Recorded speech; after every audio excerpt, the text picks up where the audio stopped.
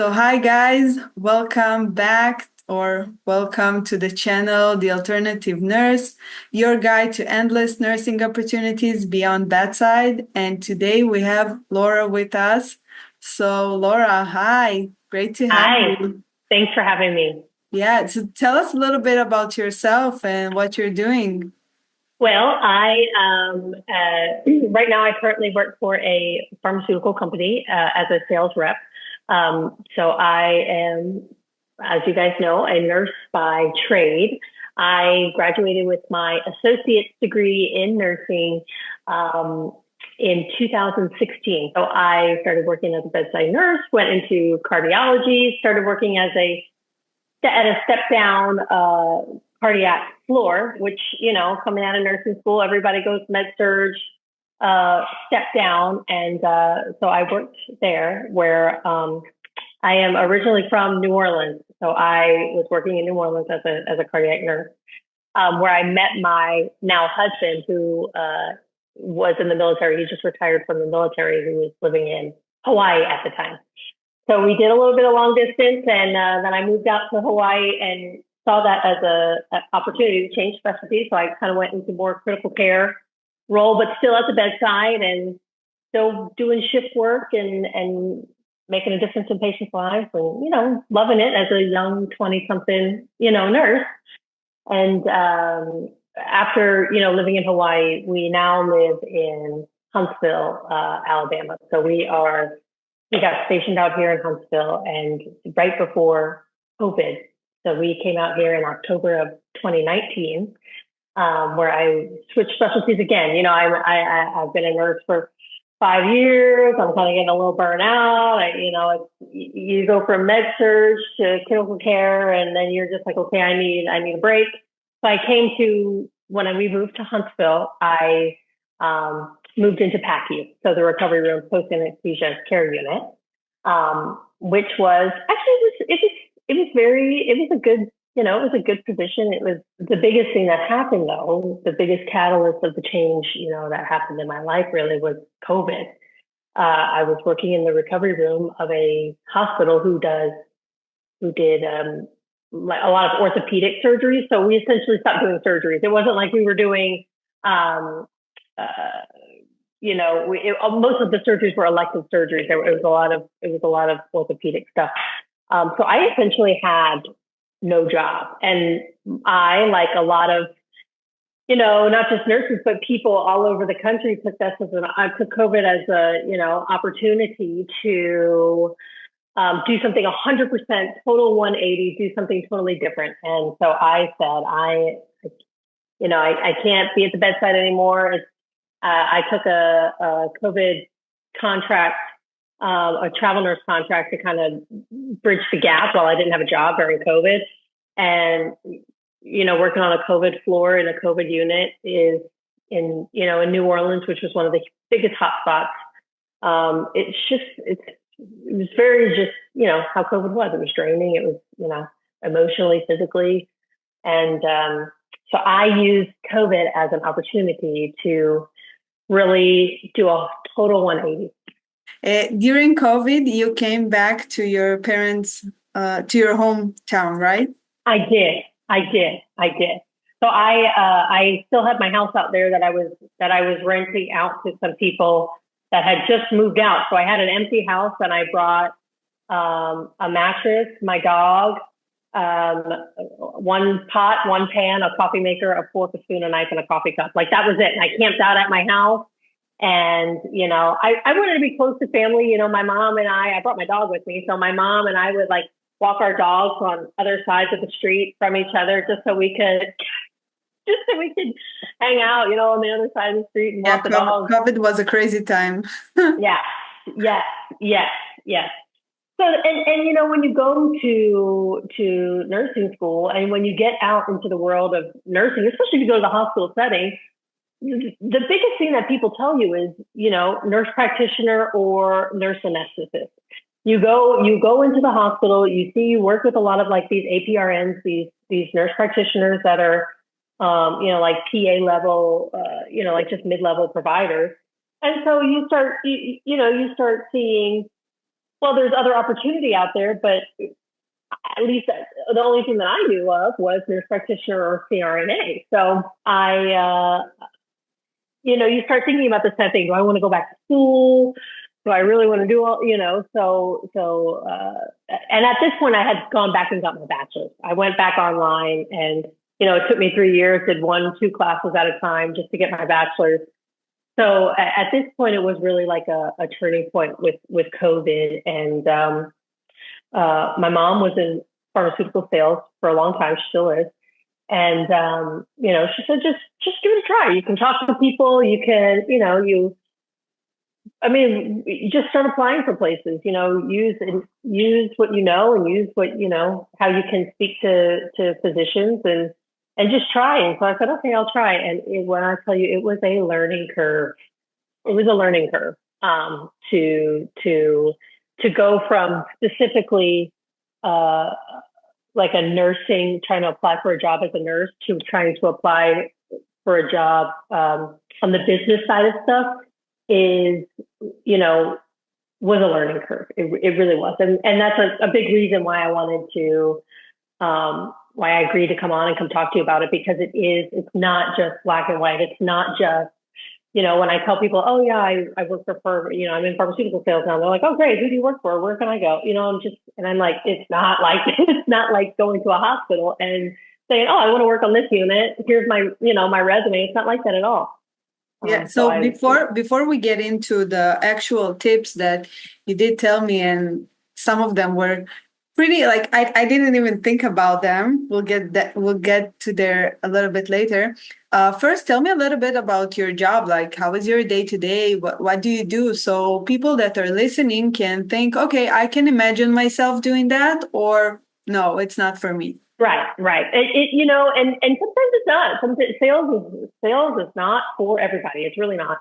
I work from home. However, I will say that with the biggest all caps, however, most sales jobs are not home based. Most of them are going to be field based. However, it's local. So my day to day is it really in any pharmaceutical job.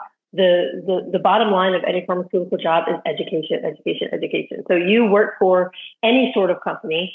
You're selling any sort of drug or whatever it may be. Your day to day is you're speaking with physicians and people in the clinical setting or the hospital setting or whatever it may be, and you're educating. That's what we do as nurses. On a day to day basis at the bedside is you're educating. You're educating about procedures and whatnot. But, in my role that I am in now, in any pharma role, you're educating about whatever product it is that you're selling. So you may be speaking to physicians or, not even just physicians, but, mid-level practitioners, people, down to the front desk receptionist. You're building relationships and you're educating people on your product is the best way to describe it. And that's your day to day. You're going around, you have something that you're subject matter expert in, and you are going around to educate as much people as you can in order for them to make the right decisions for their patients at the end of the day. So in our conversation before, we were talking about how nurses are really good for this position, and I believe that they're the best that it can be. I really want to hear your opinion on that, but we did talk about the fact that nurses can talk to doctors, they feel more comfortable. And also, obviously, we have the knowledge before that, the knowledge that we acquired in school, the knowledge that we acquired while working in our clinical area. And like, what are your thoughts about it?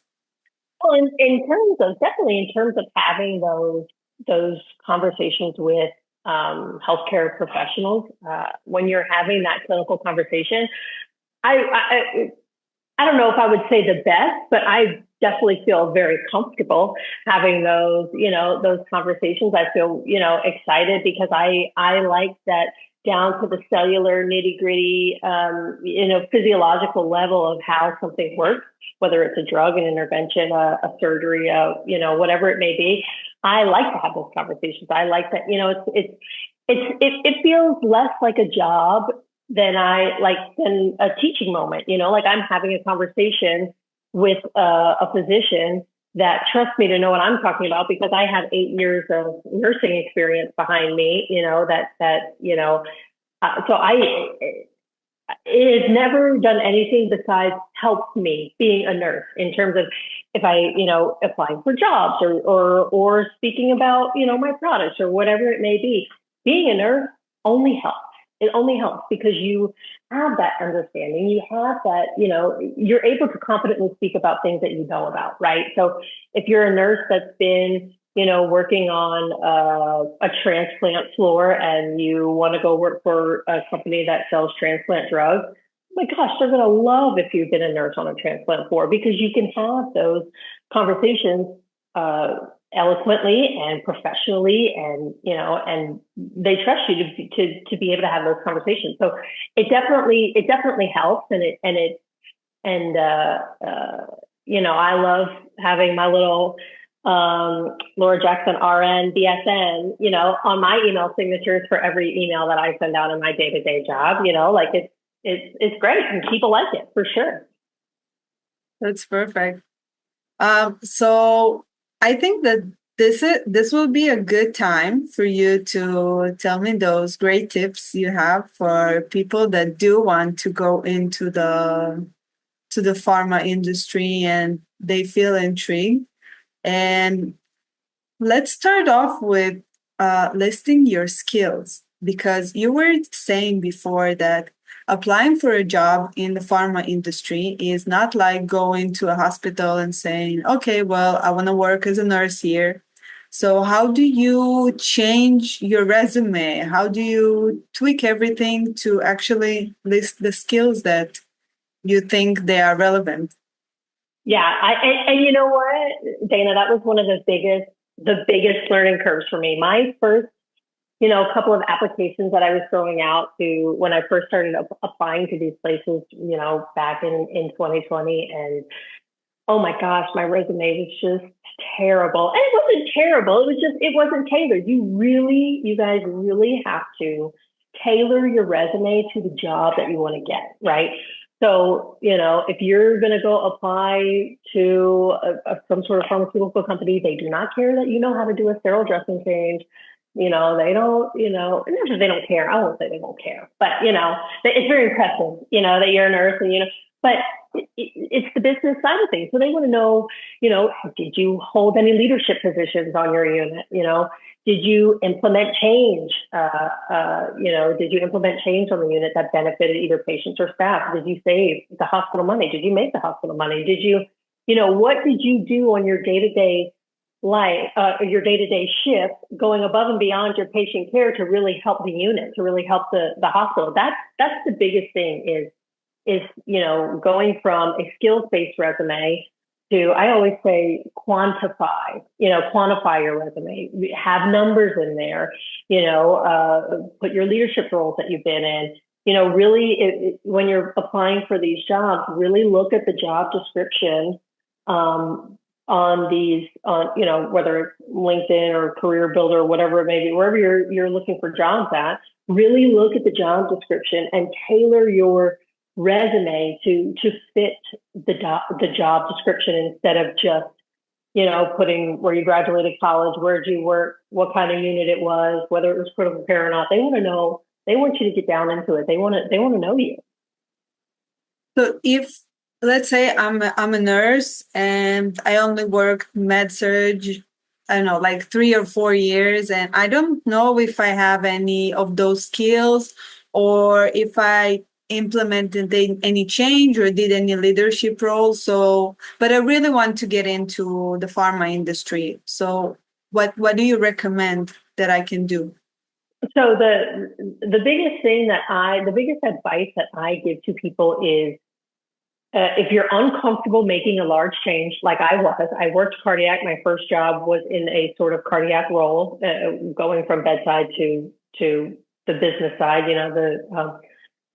So I was scared to go into anything other than cardiac. Cardiac was what I knew, it was what I worked. So I kind of used that. And I told you my resume was not great, but I did have a lot of cardiac experience on there. So what I did was I started just applying for any entry level, anything that I thought could even be cardiac related. I started applying for every entry level cardiac job that I could find that was in my area. Um, so when in terms of like a med surge, when you start, you get away from the skills base, right? But you start time management, right? You have six patients that are all on ACHS, glucose check, multitasker. Like there's other things, there's other ways that you can word things that you're not putting specifically hospital skills based stuff. So, you know, calm under pressure, multitasker, time management.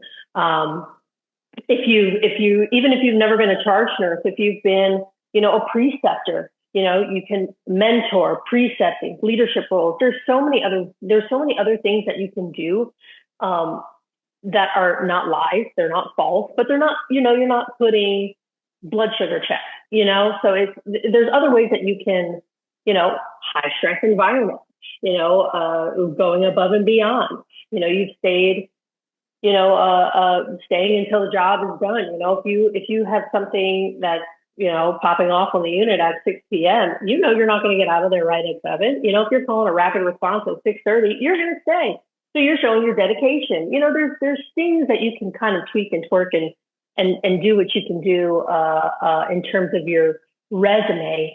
But I'll say, in terms of what I did was I stuck with what I knew and put in the work with my first job, and then started kind of building it up from there. But there's definitely ways that you can word it, for sure.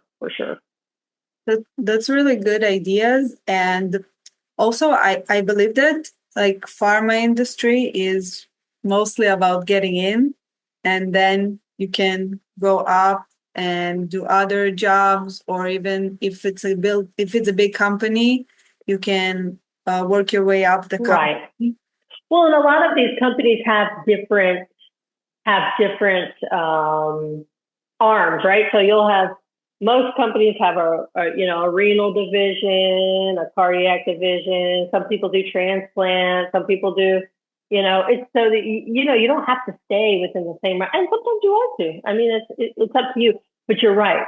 Once you get in, that's the hardest thing. And you don't necessarily have to know somebody to get in. I didn't know anybody. I just started applying, and following up is very, very important. Following Well, up is yeah, very yeah, we were important. talking about LinkedIn also. You were saying, if I remember correctly, to follow all pharma industries, and that's why. Go on LinkedIn. LinkedIn is like Facebook for corporations. Go on your LinkedIn, beef up your LinkedIn. Go, I'm on LinkedIn all the time. It just, and not even just for jobs, but you're keeping up to date. Every time I open up LinkedIn, I learn something new. Companies are always posting about, new technologies, new things, so you get on your LinkedIn and you start following everybody, anything and everything. It's always a learning experience, right? So you want to learn as much as you can. You want to retain as much as you can, and even not even so much for jobs, but just to learn stuff every day. I mean, companies are posting just cutting edge stuff all the time through LinkedIn, and it might not be newsworthy where you're opening up your news app every morning and reading your news, but it's still super cool. And so you go on your LinkedIn and you see all of the business stuff, and it's not so for jobs, yes, and also for just business connection, networking connections is great. LinkedIn is great. So I definitely encourage getting on LinkedIn. I definitely encourage beefing up your LinkedIn. I encourage following everybody you can follow. And LinkedIn also posts a lot of jobs. So you'll see a bunch of jobs. So once you start following the I don't even want to say companies. Once you start following certain accounts that post things that you like, it's just like any other social media. The algorithm will start, pushing jobs out that it thinks that you may want, based on what it is. But LinkedIn is huge. LinkedIn is huge. Social media in general. It's huge. Yeah, social media in general, and especially LinkedIn for jobs. And you were also saying that the difference, like between getting a job in a hospital and getting a job in the pharma. So if I'm as we said, a med surge, 3, 4 years of experience, I will just start applying to everything that I feel relevant in my area, in where I live, right? Yes, Because most yes, of the jobs are, yes, yes, 100%. It is territory based. You would not, if you live in Florida, you're not applying for jobs in Chicago. Like it's territory based. So of course, if you live, in a more populated area like Chicago, there's going to be a lot more jobs than there are in, I don't know, some obscure town. And I will say, the more rural you are, like outside of city limits, the larger the territory seems to be. At least that's what I found in places that I've worked before. Because you if you had taken like a city like Chicago, everything's so concentrated down to, you may have a couple of reps just in the one city of covering the one city of Chicago because it's so dense. But then you may have, two reps that cover the entire state of Alabama just because it's not, so you have to be aware of that as well too. But yeah, it's definitely territory based. You're going to be out in the field every day, but it's not a bad out in the field. It's one of the most rewarding. It's one of the most rewarding things I do because, you feel guilty as a nurse when you feel so burnt out and you can't give yourself. I started having kids. I can't give 100% to my family because I'm trying to split it up between, super sick patients. And, it really starts to weigh on you and feel really guilty. So in this role, I feel as if I'm just removed. I'm still making a difference in patients' lives every single day. I'm just, a few steps removed from that, right? So it still is that, rewarding experience. But I'm sorry, I went way off on that. But yes, no, but yes, it is true because you're not just selling and pushing drugs. You're selling something that you believe in right, and you saw right, firsthand how it helps people. right, So that's the right. difference. I wouldn't sell something I didn't believe in. Let's put it that way. I wouldn't apply for a job I wouldn't apply for a job to educate or sell or do anything with something that I didn't think was worth it, I guess. So you feel, not proud, but just like I helped make that happen, like I helped make that happen. So it's nice. It's nice. But yeah, I would definitely, um, just, if you're a med surge nurse with 3, 4 years experience, you want to leave the bedside, you're great with people. That's going to be a big thing. You need to be able to speak to people. You need to be able to be great with people and build these relationships. So, if you love people and you're great with people and you think that you can, do it, just start doing it. Take these couple of tips that Dana and I are talking about right now and just do it. Beef up your resume and just do it. Because at the end of the day, what what's the worst someone's going to say? No, sorry, we're going to go with somebody else.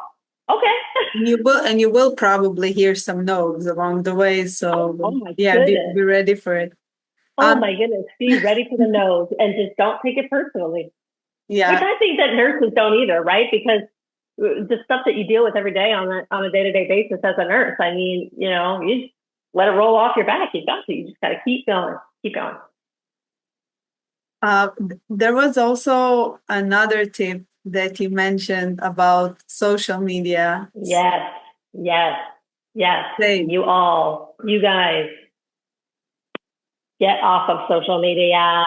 Okay, no, I won't say. I'll take that back. You don't have to. You don't have to get. You don't have to get off of social media. However,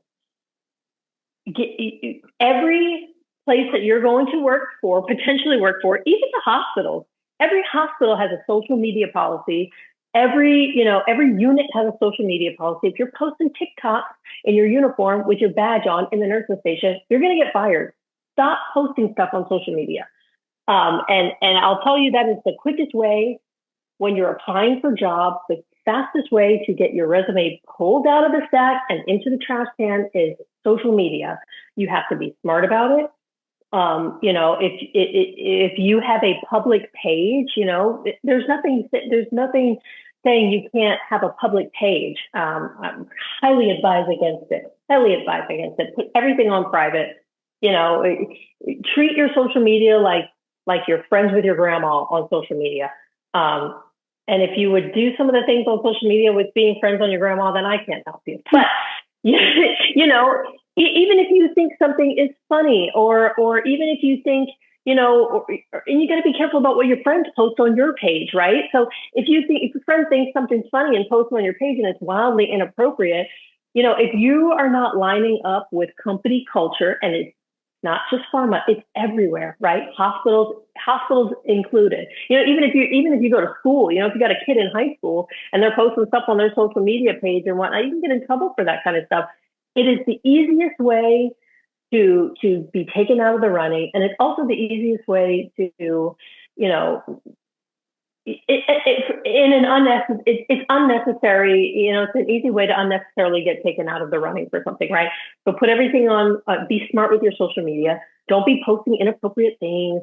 Don't be, put all your stuff on private. Don't, especially with the TikToks and the Instagrams and the whatever. If you don't align with company culture, you will not get hired. Period. Yeah, and we don't always know the 100% of every company culture that we put a Right. resume in. So just put your socials on private, Yes. at least for the Yes. time you're looking for a job. Oh, and even after, right? Because if you never know, just because you and I think something is funny doesn't mean it's not inappropriate, right? So if you're a young professional or even an older professional, you want to be able to, you want to be able to not have to worry about, getting in trouble at your job or not getting hired for a job because you posted a silly meme on your Facebook page that was wildly inappropriate that you thought it was funny. It's not. It's just easy. It's too easy to just put it all on private and just be smart with it. Social media is everything you do online is online forever. So that's my social media soapbox, and I'll get off of it now. But that is huge. And even if you decide to go a different route, whether it's go back to school, stay in the unit, go administration. If you wanted to go administration in the hospital that you're working in now, the same rules apply.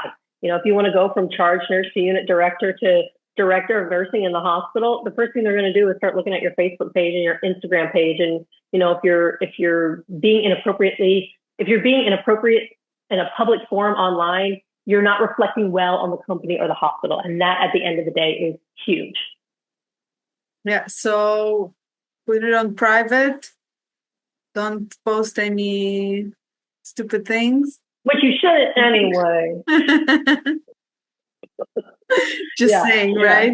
Yes. It's just not worth it, right? So it's not, posting a funny meme is not worth losing a job over, Yeah, obviously, because social media is about connecting. It's about whether you're connecting to friends or you're getting help or you're going on a Facebook group and getting information or whatever. And you don't want it at the end of the day to sabotage you and your chances. That is the perfect word, Dana. Sabotage. You don't want to sabotage yourself over a Facebook page, Yeah, definitely. So Laura, first of all, thank you for all that information. I will ask if there is anything else that you were thinking about and you didn't say, like this would be a good time. Well, when it comes to leaving the bedside, right? When I left the bedside, I was newly married, no kids yet. So I felt like, what do I have to lose, right? If I always have something to fall back on, I can always go back and get I can always go back and work as a nurse. Speaking of which, I have to finish renewing my license when I get off this Zoom call with you. It's December 23rd. I got to finish doing it. But, it may feel like a huge change, but that is really what life is all about, right? Like you don't, you go into nursing school for job security, whether it's job security to help people out, to make a difference in your community, which all totally valid, totally true. And it may, and over time, you get burnt out, and it feels scary to take that leap, to take that, jump. But at the end of the day, it's the best decision I ever made. I had a baby on April 15th, and a lot of these companies, especially if they are, if they're owned, foreign owned, if they're European, a lot of the drug companies are European as well. Um, I was on maternity leave, fully paid for 5 months. You guys, 5 months. Yeah, that's I got a to lot. I got to spend that whole, and not only that, but the company culture, they it's not like, oh, well, we don't have anybody covering for you. You can't take that day off. If you want to take that day off, you take that day off. If you've got the day to use, you take that day off. You don't have to worry about trying to get your shift switched with somebody. If something dire happens and I need to stop what I'm doing right now and leave and go get my kids from school, I can do that. It's if you, especially if you work for a company that has great culture, you're going to have. I'm sorry, I'm trying to wrap it up, but I had No, forgotten to because speak with because you. I understand what you mean. Because when you work in a hospital, it's like, okay, you have six patients, let's say, Yes, and you need to take care of those six patients. So if you're going, someone else needs to take care of the six right, patients. So, right, and right, every time you cannot work, it's right, a trouble for the manager. right, right, And here right, it's a bit of a different right, role, and other people can cover for you, right, and right. it's just Well, a and you different job. and it's not even necessarily that they cover for you, because you're within a team, but you have your own territory and whatnot, and you want to be home for Christmas. Oh my gosh, I forgot what it was like to work on Christmas. And before, when I was working at the bedside, I always felt guilty because I was in my 20s where I was working with nurses who had small kids. I always worked Christmas. And now that I have two kids of my own, I'm like, I could not imagine being at work on Christmas right now. I couldn't imagine being at work on, New Year's Eve, where people are running into the ER because they blew their hand up. Like, I'm just like, oh my, it's, if you're going to do it, just do it. The benefit outweighs the risk tenfold. You're going to get, better vacation time, better pay, better maternity leave. You're not working weekends, you're not working holidays. You still feel like you make a difference in patients' lives. You still are a part of a team, and if you get a company that has great culture, I mean, it's just 10 out of 10. 10 out of 10 recommend. And also you can never know how you will feel and how the job will be unless you will Right, do the change. right, right, Oh, right, yes. And also, we right, can always remember that your first job was a cardiac related job, which right, was a good transition for you. So, if you have something that, if someone is listening and doesn't know how and he's really scared, so go with what you know, go with something right, you're familiar with. right. Exactly. And I'll say my last piece of advice: don't let your nurse's license lapse. I have to finish mine for this year, but that's a big thing, right? Because you got your nursing job to always have a job. Letting your nurse's license lapse just because you're not at the bedside anymore is you don't need to do that. Just do your CEUs, keep it active, because you never know what's going to happen. You never know. And you got that degree because you always wanted to have a job. Even if you live, my mom has been away from the bedside since probably 2004, and she still keeps it active. You never know. So always keep your nurse close and active. Laura, can I ask you a final question about why did you get into nursing in the first place? So, I tell everybody, nursing was not my first choice, but it was my best choice. My nursing was my third major in college, and it was the last opportunity, because my mom's a nurse, and she said, look, I'm going to give you one more chance to go back to school. And I was living in New Orleans, bartending, thinking I was going to be a bartender, a cool bartender for the rest of my life. And, and all my friends are graduating from their 4-year universities. Everybody that I went to high school is starting to graduate college. And I'm kind of looking around like, oh my gosh, what is so my mom was like, look, you got one chance. I'll pay, I'll send you to nursing school. This is my associate's degree. So like, I'll send you to nursing school and this is it. So I said, okay, I'm not wasting this opportunity. And that was in what year is it? 2024. That was I graduated in 2016. So 8 years now, 8 years that I've been the best decision I've ever made. I've been able to get a job in New Orleans. I've been able to move to Hawaii and get a job within a couple of weeks. You can get a job wherever you want, however you want. You want to work in a clinic, in the hospital, go into sales, go into, nurse practitioner, go into CRNA, go into, utilization review. They got nurses doing insurance reviews. I mean, there's so much stuff you can do. Yeah, and I'm so glad I did it. That's right. And that is why we're talking right now, because there are so many opportunities and like you can do whatever you want. And just the fact that you've been stuck in your job right now doesn't mean that you have to be stuck there. All you need to do is just open your horizons a little bit. And Yeah. that's crazy. And I bet you were a good bartender. So I don't know, maybe you did miss like a lifetime opportunity. I don't know. Oh my goodness. Now when you're, Now with 2 kids, I guess look, it'd be great. I am born and raised New Orleans. I will never get rid of my 504 phone number ever. I'm so proud to be from New Orleans. I tell everybody, but it can only get you so far, right? Yeah, definitely.